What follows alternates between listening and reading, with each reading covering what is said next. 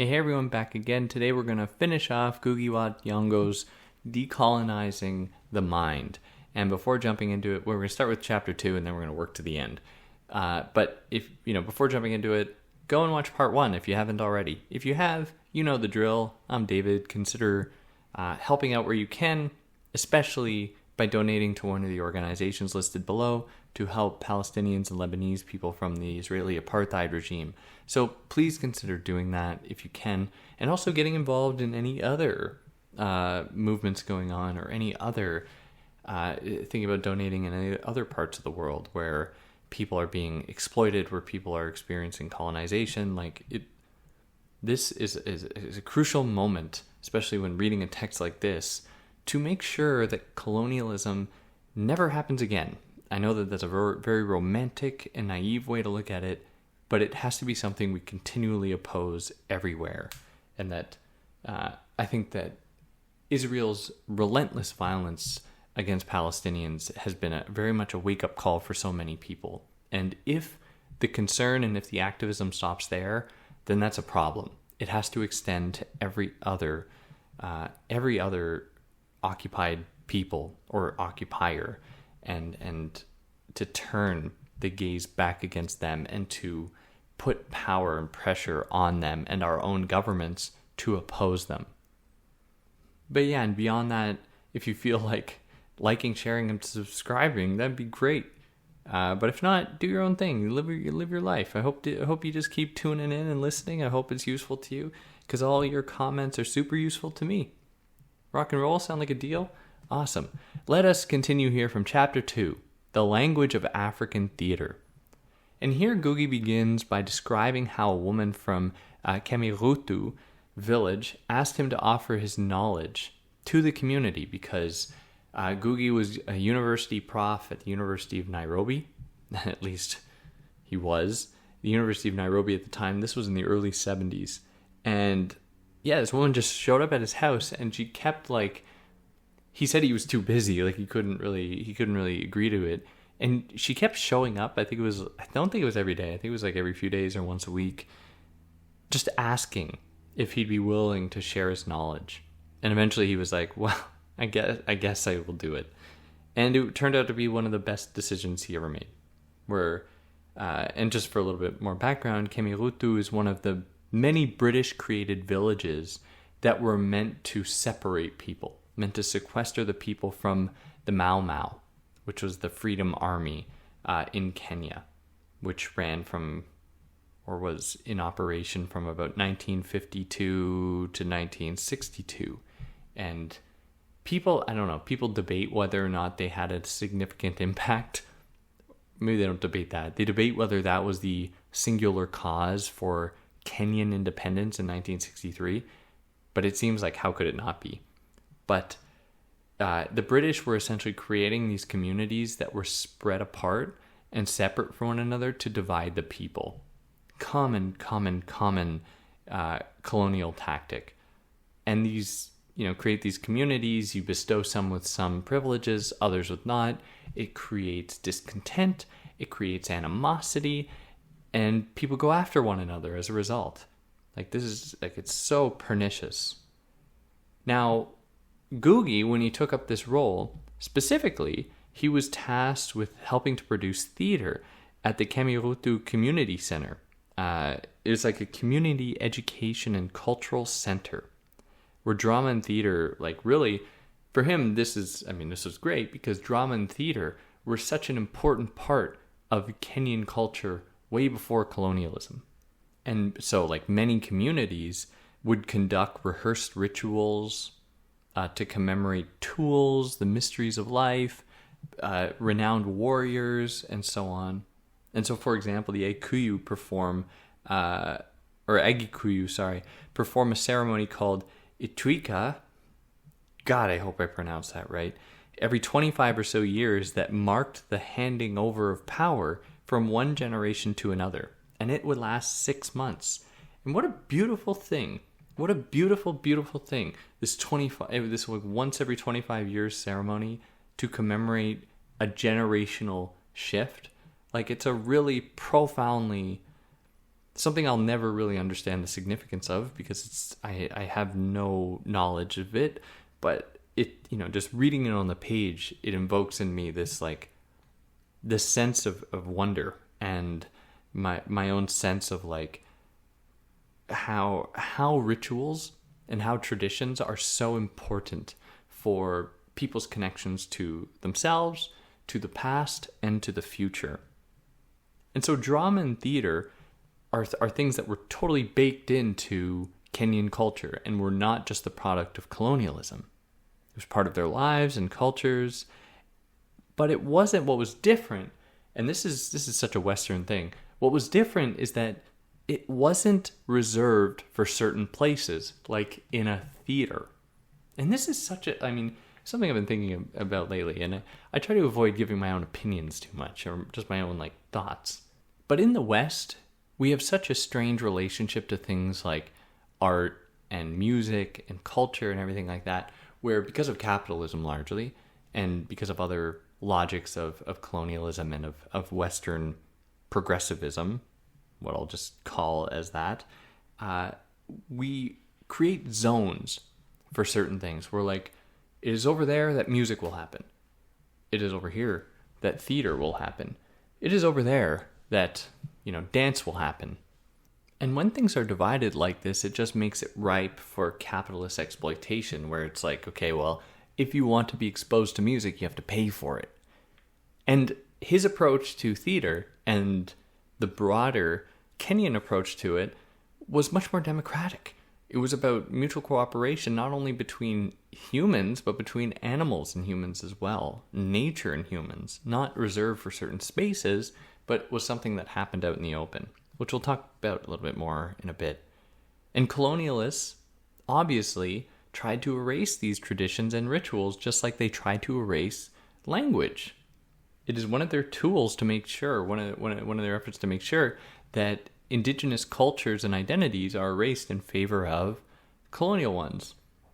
Now, this specific ritual, this once every 25-year ritual, Ituika, was essentially banned in 1925, and the British imposed strict surveillance and restrictions over rituals like it because they know how dangerous it is for people to be engaging in their rituals that actually give them a connection to one another and their cultures, and remind them what's worth fighting for and how important these things are. And they could then, that is, the colonizers could then control the stories that people were exposed to. And this was part of the impetus, not beyond just decolonialism, part of the impetus behind the Mau Mau rebellion in the 50s, 52 to 62, in that it resisted these measures, even beyond the Mau Mau, just how, everyday people were resisting this. They resisted these measures forcefully, trying to revitalize their storytelling and languages. Now, so in this case, theaters, like language itself, where language is both a tool of colonialism, but also an opportunity to oppose colonialism, in this case, theaters perform a similar function, where theaters are both a tool of colonial assimilation and resistance. The Kenya National Theatre and the Donovan Mall Theatre in Nairobi reflected colonial art and culture. Now, in these cases, these were spaces that were absolutely reserved for European plays, English plays mostly, or plays produced by Kenyans in English that the English colonial gatekeepers would essentially approve, and then you had to pay to go. It would have been a whole thing, and it was just a way by which to differentiate those upper class people from the lower class ones, those who can afford to access these hallowed, esteemed places, at least in the eye of the colonizer, at the expense of everyone else, or by excluding everyone else.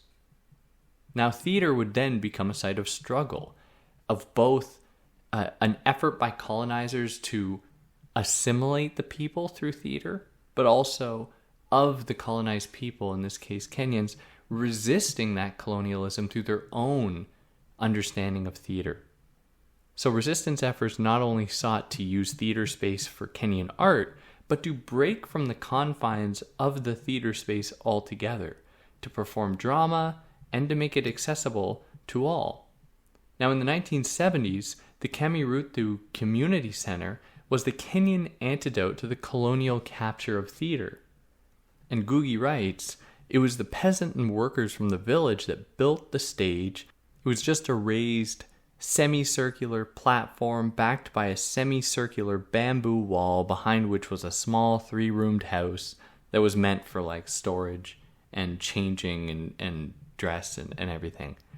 And with this theater then, there was a deliberate effort with just this small platform to blend nature and art and culture, to really show how these things are connected, and that it is a totally European fiction to separate nature and civilization, something that Europeans have long done. In long history here, obviously, but one of the ways they have done it is with the imposition of these institutions. And it speaks to a broader institutional kind of thinking that Europeans really like to embrace. And we see this in stories like Lord of the Flies, where Lord of the Flies, for anyone who's not familiar, is a story about a bunch of children who end up being shipwrecked, or their plane crashes. I don't even remember. I think their plane crashes on a desert island, and they're forced to fend for themselves, and they quickly devolve into just kind of chaos. It's essentially saying like, oh, if anyone's put into nature for too long, they degrade as human beings. They de-evolve and become like more animalistic and, dare I say, quote unquote, like tribal, which is extremely problematic because actually people cooperate and work together in times of distress, especially in settings like that. At least this is what we actually have seen people do. And B, this story communicates to us that the only thing keeping us from this apparently evil devolution are the institutions that we surround ourselves with. It's a story that says if you don't have organized, European society with all its religions and institutions and police and all this, these are the only things keeping us from devolving into chaos. And it's one of the results of institutional life and institutional thinking in the West to give us no alternative than these institutions themselves, to give us no alternative than to think that these are the only things keeping us from just pure anarchy and chaos, as though humans couldn't work together without these institutions present. So at the Kamirutu Community Center, the stage was designed in such a way as to blend nature and art and culture, where bird songs would be kind of figured into the theater productions, where the temperature, where the whether there's rain or something would be a part of the play. And so there was an organic attachment between artistic production and the earth, not to mention how it encouraged audience participation. So to also disturb the European emphasis on splitting actors from the audience, where you have these people, once you are an audience member, you're assumed to just sit there quietly and assume this kind of subject position there, whereas the actor assumes their own subject position. But why? There's no reason for that. Like, you could have such beautiful artistic creations that actually rely upon democratic collaboration between everyone, not just people who have been institutionally recognized to be the ones worth putting on stage and performing. Now, it was during this time at the Kamirutu Community Center that he began to really interrogate his use of English as his primary writing language. And he began to really interrogate it and question whether or not he should go back to Gikuyu, and indeed, he started to, like with his own plays and stories that he was writing at the time. So he wanted to do plays like, I think, Gahika Dinda, that captured the experiences, or plays that were written in a way to capture the experiences of the actual people, which the majority being peasant farmers, and the Mau Mau resistance at the time. It also depicts how decolonization often this is also very pessimistic though. One of the problems with decolonization is that it often opens the door for more colonialism. And that is, once a people have gotten rid of their colonizer, this is often a time when then capitalists come in and take advantage of a country in turmoil and exploit it for cheap labor. So through the process of decolonialism, there is then emerges another, I don't know if it's more pernicious, but it's definitely horrible, different kind of colonialism through capitalist exploitation. That's a lot harder to identify, because when you have a colonizer, they have their colors, they have their language, they have their culture that they're walking around with, they're presenting. It's part of like the overall sovereign authority representing itself in that place. It's harder to see that with class. It's harder to see that with capitalism more broadly. That's a very abstract system. It doesn't have like a single figure leader head, which isn't to say there aren't people accountable. I'm not saying that at all. But it doesn't lend itself to the same kind of identification that colonizers do. So in the case of Kenya, after it earned its independence in 1963, that was a moment when suddenly America and Japan proceeded to monetarily colonize the region, and now we're seeing with like China. Since then, I think in the 90s, China really started to ramp up its influence in many African nations. So Kenyan art and culture oppose star culture. And what does that mean? Well, essentially what that means is that it doesn't emphasize single actors as being these exemplary dramatic figures, but that treats art and culture and theater in these cases as being a participatory, democratic thing, not just something a few people can participate in. And this is something that's been totally common, Ngũgĩ notes, in Europe and the West since the time of the Greeks, that have worshipped singular stars and gods and everything for such a long time as these exemplary figures. Whereas Kenyan theater and drama really emphasizes collaboration. Now, nature never really threatened this theater. It took the Kenyans, it was a theater that blended, as I said before, nature and art and culture, but nature never posed a threat. It didn't matter if it was raining or if there was other storms or other natural issues. None of that posed a real threat.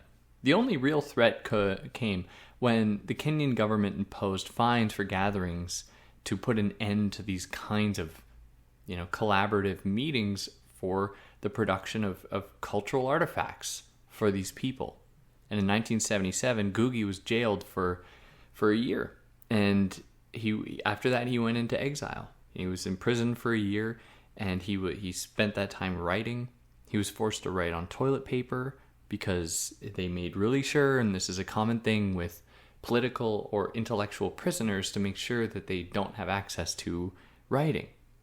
Or in his words, they were attempting to stop the emergence of an authentic language of Kenyan theater, which is it's totally what they were trying to do, because the colonizers know just how dangerous culture is. It's not, culture on its own is not going to pose the greatest fundamental threat to colonialism, but it does pose some threat. Hence why colonizers always try to get rid of it. Hence why they jail people who try to expand the cultures of the oppressed. Now, after many more attempts to get plays going, the government closed Kemiritu Community Education and Cultural Center.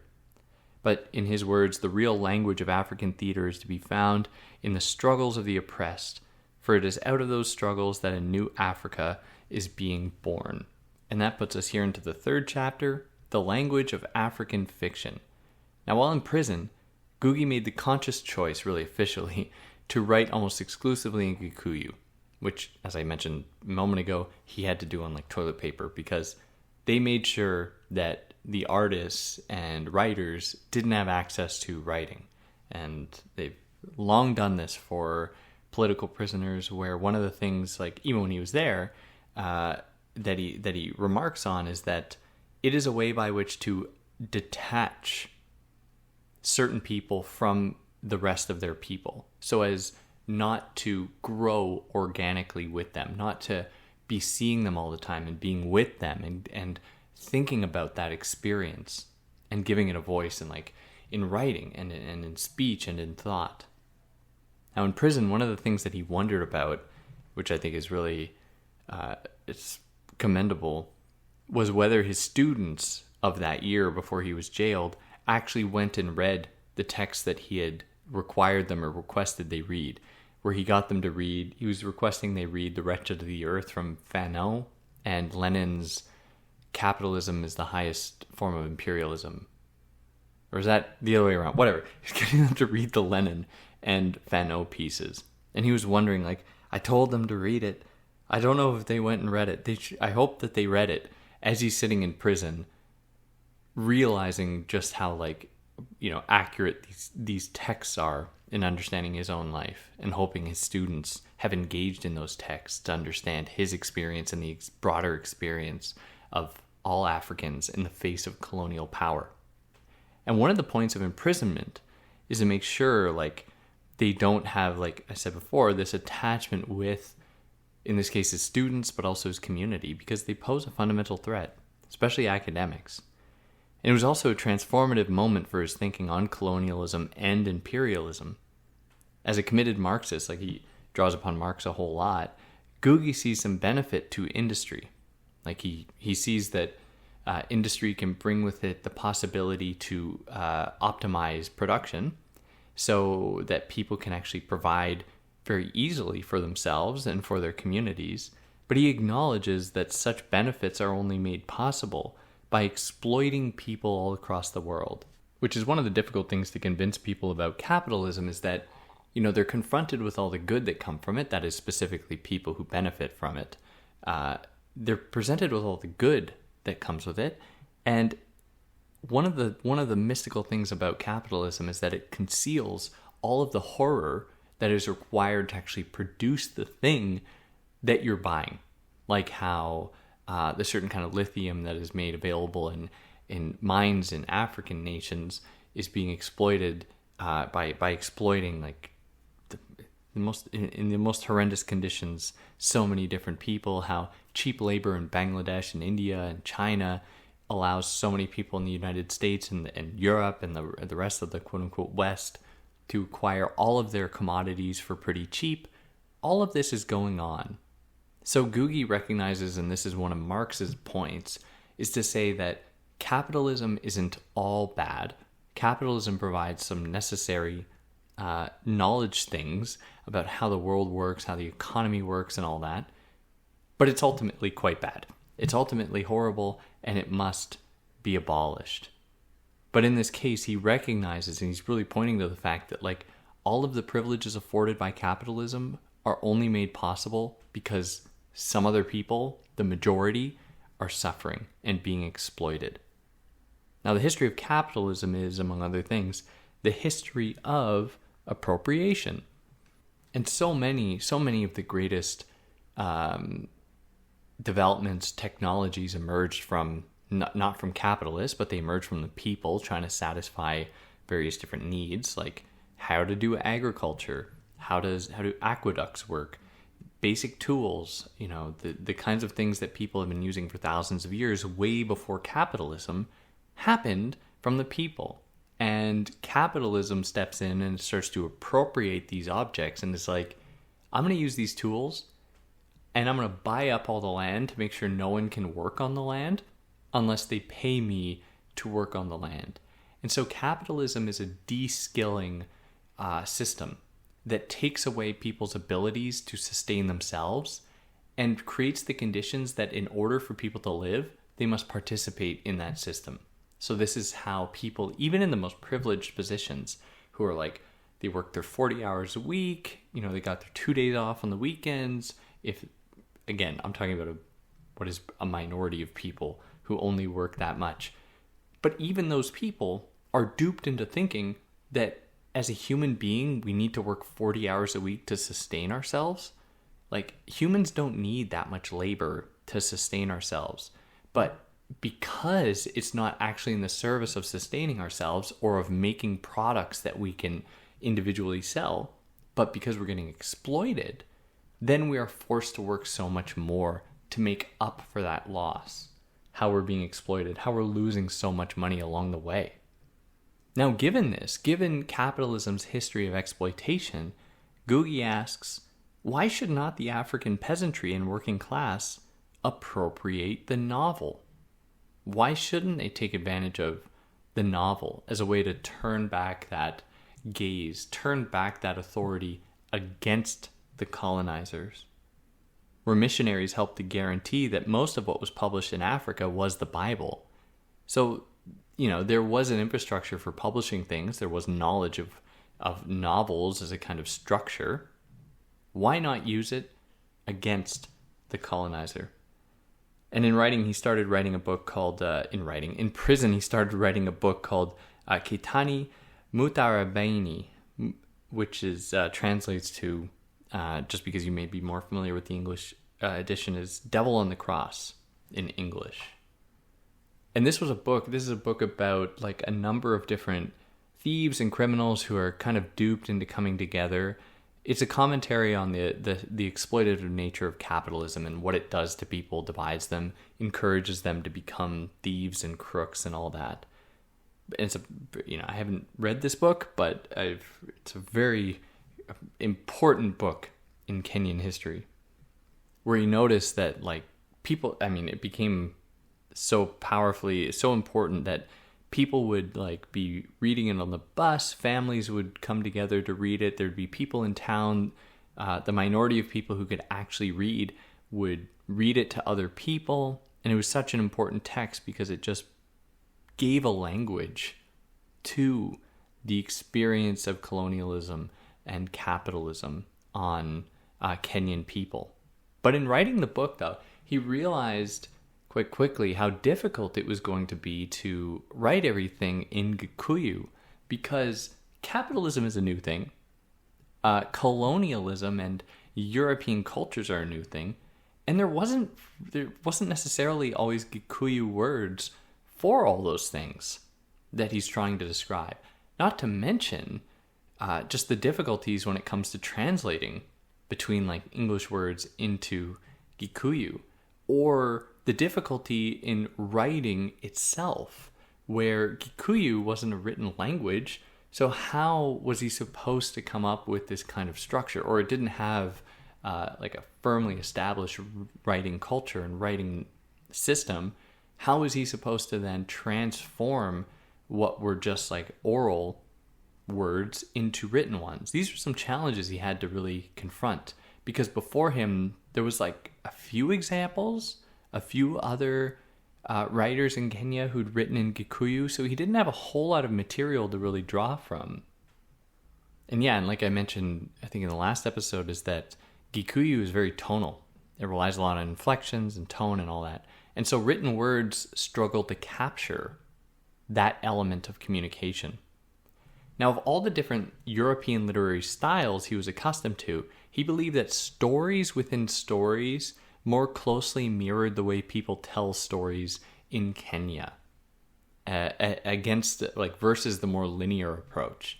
So a popular example in the European tradition would be Frankenstein, which is a story within a story within a story. You have Robert Walton or something writing a letter to his sisters. So his sister's reading this letter about how Robert encounters a guy on the ice, Victor Frankenstein, who tells the story of creating this monster, who then the monster tells the story of his experience being a monster. And so it's a story within a story within a story.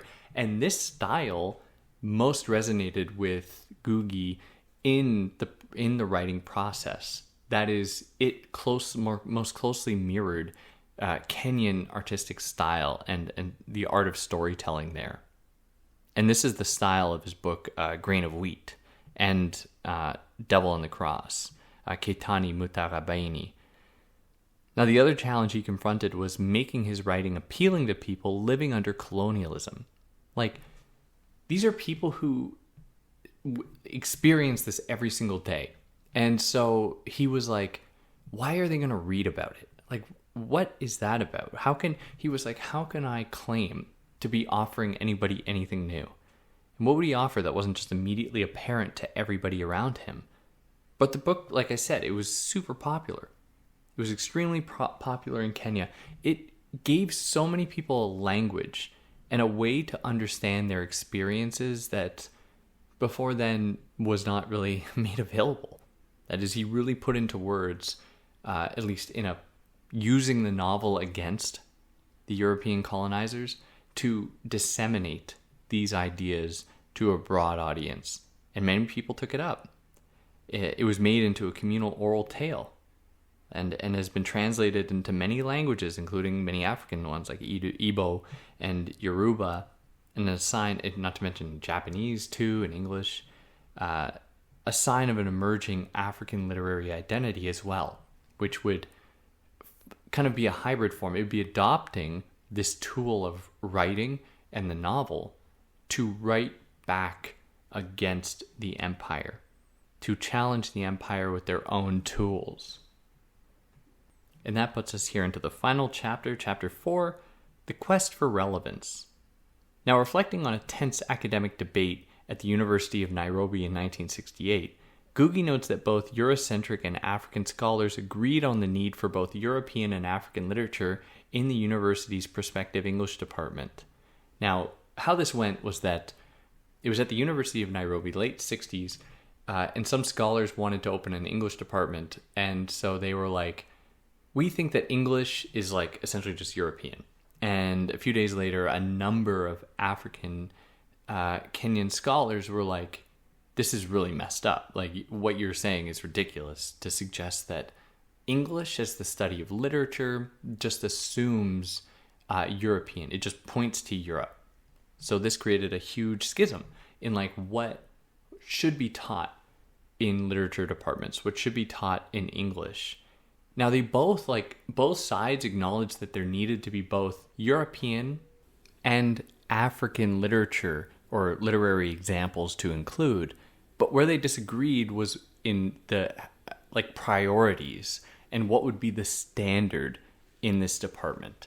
And this was just, this wasn't just an academic debate. It had real stakes. I'm not saying that, but it would be played out again about 7 or 8 years later when this became a conversation across all of Kenya about how public schools should be organized. What should children all across the country be learning, like as far as literature went, which had much bigger stakes because now everyone was involved. It wasn't just people in academia.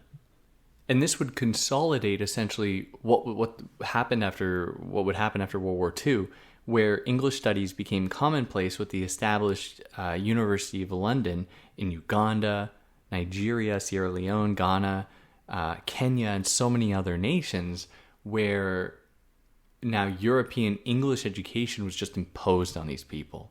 So they'd read Shakespeare, Haggard, Joyce, and learn about the good and the quote-unquote good and quote-unquote bad Africans.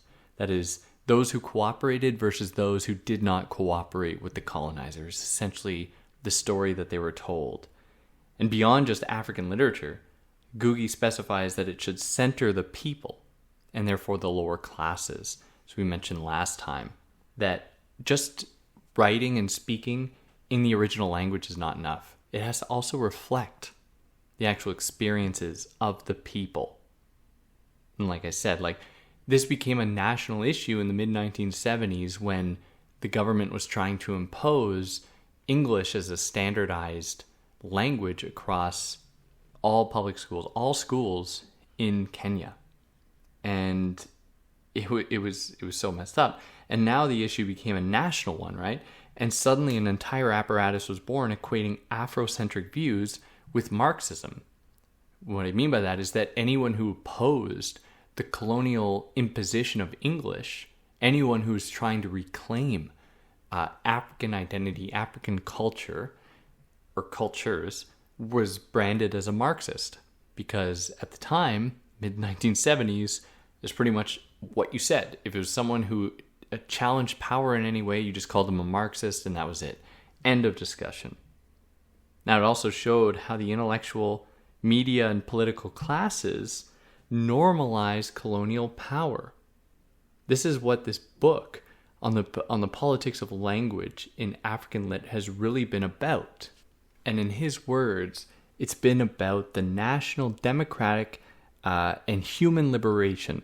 The call for the rediscovery and the resumption of our language is a call for the regenerative reconnection with the millions of revolutionary tongues in Africa and the world over demanding liberation. It is a call for the rediscovery of the real language of humankind. That is the language of struggle. And that is what unites really everybody. That is what it is something that is common among everyone. And the kind of resistance that people will put up to oppression and to challenging oppression. And this is where the unity lies. And this is why for Ngũgĩ it's extremely important that language not be detached from these struggles, from everyday people's experiences of oppression, be it capitalist, be it colonialist, be it any kind of oppression that takes them away from their culture and land and families and countries and treats them as though they are disposable. Or what happens under capitalism is that it personifies objects as it objectifies people. It turns people into objects to be exploited. And yeah, that pretty much captures it. I hope that this was illuminating. If there's anything I got wrong or anything I omitted, I'd love to hear about it. You can leave a comment or a review and we can all see it and we'll all learn from you. But yeah, I hope that you enjoyed that. And yeah, I'll be back in a few weeks, probably with, probably with the invention of woman. But I don't know. I have to see what I can work with. But yeah, on that note, take care.